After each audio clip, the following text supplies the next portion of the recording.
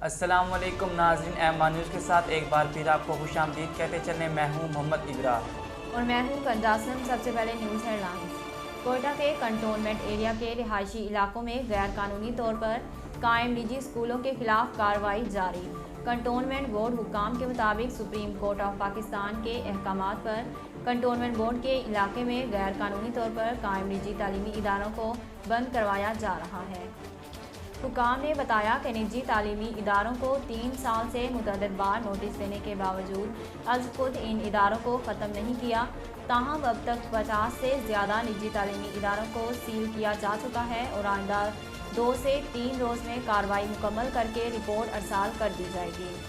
پنجاب حکومت نے 3 افسروں کو تقرر و تبادلے کر دیے۔ رضوان اکرم شہروانی کو مزید 3 ماہ کے لیے ڈی جی ایکسائز کا اضافی چارج دے دیا۔ پنجاب حکومت کی جانب سے جاری نوٹیفکیشن کے مطابق محمد شاہد کو ڈی سی منڈی بہاولدین لگا دیا گیا۔ رضوان اکرم شہروانی کو ڈی جی ایکسائز کا مزید 3 ماہ کے لیے اضافی چارج دے دیا گیا۔ برطانیہ میں کرونا کے 24 گھنٹوں میں مزید 91,000 سے زائد کیسز رپورٹ ہوئے، جبکہ 44 افراد ہلاک بھی ہوئے۔ غیر ملکی میڈیا رپورٹس کے مطابق برطانیہ میں کرونا کے وار مسلسل جاری۔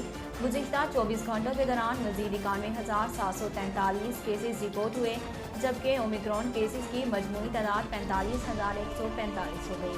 برطانوی وزیر اعظم بورس جانسن کا کہنا ہے کہ اومیکرون کے سبب انتہائی مشکل صورتحال کا سامنا ہے، کسی بھی پابندی کو رد نہیں کیا جا سکتا۔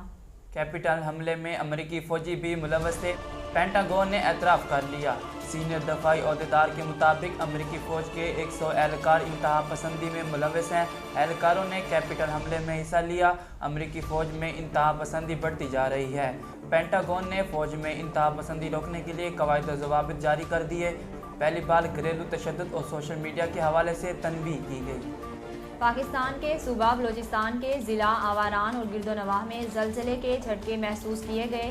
زلزلہ پیما مرکز کے مطابق زلزلے کی شدت 3.5، گہرائی 25 کلومیٹر ریکارڈ کی گئی، جبکہ زلزلے کا مرکز آواران سے 55 کلومیٹر مغرب میں تھا۔ واضح ہے کہ چند روز قبل ہی ملک کے مختلف حصوں میں زلزلے کے جھٹکے محسوس کیے گئے تھے۔ نیوز اسٹوڈیو سے فی الحال اتنا ہی۔ مزید خبروں اور تفصیلات کے لیے دیکھتے رہیے ایم نیوز۔